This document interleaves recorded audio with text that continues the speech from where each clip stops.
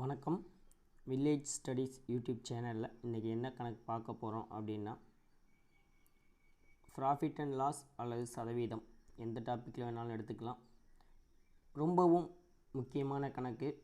TNPSC exam மற்ற எந்த exam எடுத்துக்கிட்டாலும் இந்த மாடல் கணக்கு கண்டிப்பாக இருக்கும். ரொம்பவும் இம்பார்ட்டண்ட்டான கொஷின். எப்படி ஷார்ட்கட்டில் ஆன்சர் பண்ணலாம் அப்படின்னு பார்க்க போகிறோம்.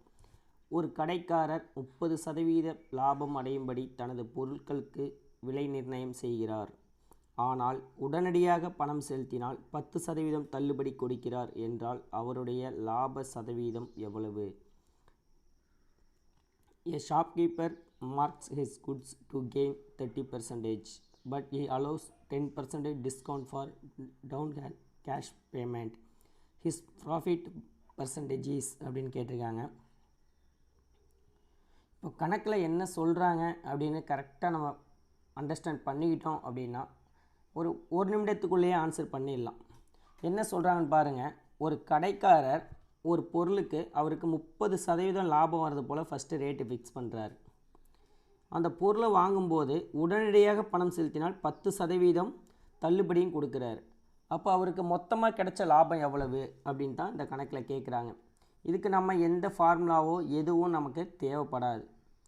இப்போ பார்த்தோம்னா அந்த பொருளோட விலை ஃபஸ்ட்டு அந்த பொருளோட விலை 100 ரூபான்னு வச்சுக்கோங்க. அந்த பொருளோட விலை 100 ரூபா. இப்போ என்ன பண்ணுறாரு? 30% லாபம் அடையும்படி அந்த பொருளுக்கு ரேட்டு ஃபிக்ஸ் பண்ணுறாரு. அப்போ 30%னா 100க்கு எவ்வளோ வரும்? 100க்கு 30 ரூபா வரும். சரியா? 100க்கு 30 ரூபா வரும். அப்போ இப்போ அந்த பொருளோட ப்ரைஸ் என்னென்னு ஆயிடுச்சு? அவர் ஃபிக்ஸ் பண்ணுறாரு 130 ரூபான்னு ஃபிக்ஸ் பண்ணுறாரு. 130 ரூபாய்க்கு விற்றார்னா அவருக்கு 30% லாபம் கிடைக்கும். இப்போ அந்த பொருளோட விலை 130.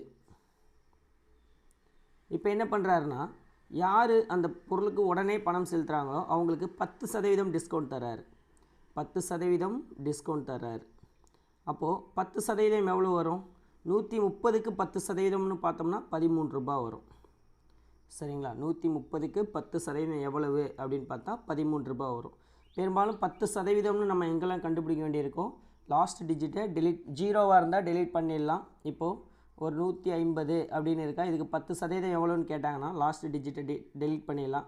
இப்போ 255 இதுக்கு 10% எவ்வளோன்னு கேட்டாங்கன்னா ஒரு ஸ்தானம் தள்ளி புள்ளி வச்சிடலாம். அப்போ 25.5ன்னு வரும். இப்போ நமக்கு